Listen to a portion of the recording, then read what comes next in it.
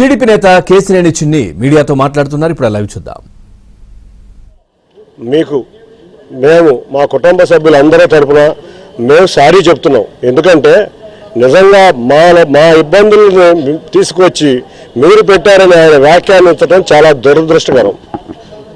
అదే కాకుండా ఆయన ఒక విషయం చెప్పారు, నారా లోకేష్ గారి స్థాయి ఏంటని. ఒక్కటి గుర్తుంచుకో నాని గారు, ఆయన ఒక మాజీ ముఖ్యమంత్రి మనవడు, ఒక ముఖ్యమంత్రి తనయుడు. అంతేకాకుండా ఆయన యువగళం పాదయాత్ర మొదలైతే లక్షలాది మంది తెలుగుదేశం అభిమానులు, కార్యకర్తలు, ప్రజలు ఆయన వెన్నంటి నడిచి ఆయన యొక్క నాయకత్వ పటిమేంటో తెలిపారు. మన కుటుంబం స్థాయి ఆ కుటుంబాలను విమర్శించే స్థాయి కాదు, మనం ఆయన్ని విమర్శించే స్థాయిలో మనం లేవు. ఇవాళ విజయవాడ నగరంలో ఒక హెచ్సిఎల్ వచ్చింది, లేకపోతే రకరకాల సాఫ్ట్వేర్ సంస్థలు వచ్చినాయి అంటే ఆ లోకేష్ గారి హోయంలోనే వచ్చినాయి. మీరు ప్రతిదాకా ఒకటే చెప్తారు, నేను చాలా స్ట్రైట్గా ఉంటాను, నా స్థాయి రతన్ టాటా స్థాయి అంతేకాకుండా మోడీ స్థాయి అంటున్నారు. మన స్థాయి నిర్ణయించాల్సింది ప్రజలు, పార్టీ కార్యకర్తలు.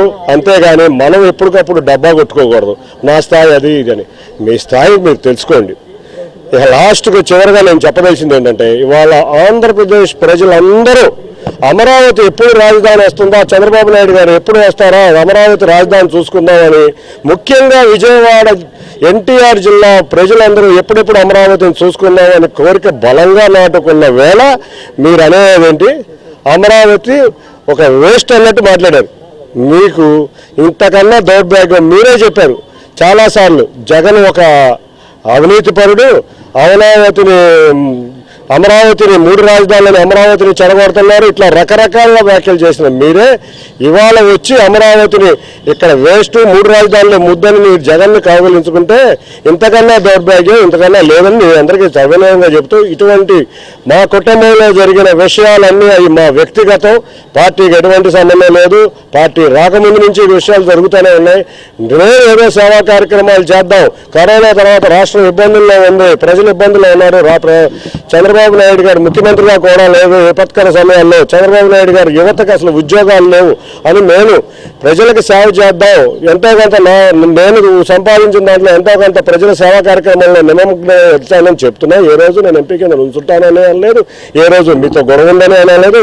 మీరు పలుమార్లు మీడియాలో నన్ను చులకనగా మాట్లాడినా కూడా కుటుంబ బాధ్యత కింద నేను ఎక్కడా కూడా విస్మరించకుండా నేను అనేది ఇంతవరకు చెప్పలేదు. కానీ మా ప్రజలు కానీ మా కార్యకర్తలు కానీ ఇవాళ మా తెలుగుదేశం కుటుంబం కానీ మీరు చంద్రబాబు నాయుడు గారిని, లేకపోతే తెలుగుదేశం పార్టీని, లేకపోతే తెలుగుదేశం కార్యకర్తలు, తెలుగుదేశం సంస్థాగతంగా నిర్మించుకున్న పార్టీని మీరు విమర్శిస్తుంటే ఎవరో ఊరుకోరు.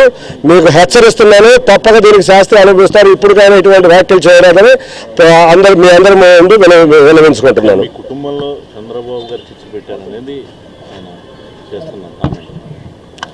మాకు అదే చెప్తున్నాను, చంద్రబాబు నాయుడు గారు మా కుటుంబ గొడవలకి చంద్రబాబు నాయుడు గారికి ఎటువంటి సంబంధం లేదు. మాకు 1999 నుంచి మా కుటుంబంలో సమస్యలు ఉంటానే ఉన్నాయి, నిరంతరం ఉంటానే ఉన్నాయి. అవన్నీ ఎప్పటికప్పుడు సర్దుకుంటా మళ్ళీ నేను సర్దుకుంటా వస్తున్నాను. సర్దుకుంటా వచ్చినా కూడా ఆయన ఇంకా మారకుండా అట్లాగే ఉన్నారు. 2014 ఎలక్షన్లో కూడా దగ్గరుండి చేసి మళ్ళీ వెళ్ళిపోయాను.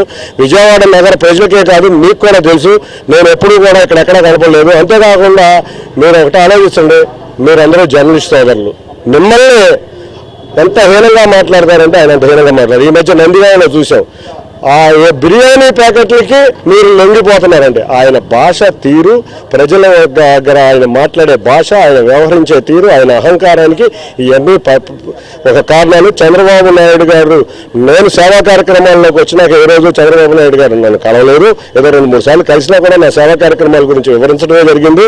అంతేకాకుండా తను వెళ్ళిపోదామని గత 4 సంవత్సరాల నుంచి మొత్తం మీకే తెలుసు, అందరికీ తెలుసు, వైసీపీ నాయకులు అందరితోనూ కోవర్ట్గా చేస్తున్నారని ప్రజలందరూ అనుకుంటున్నారు. మీరు చెప్పిన విషయాలు కూడా నేను విన్నాను. కాబట్టి ఆ ప్లాన్లో భాగంగానే ఎలక్షన్లు వచ్చినాయి, ఇంకా పార్లమెంట్ టైం కూడా అయిపోయింది. కాబట్టి ఆయన అనుకున్న ప్లాన్ జరుగుతుందేమోనని ప్రజలందరూ అభిప్రాయం.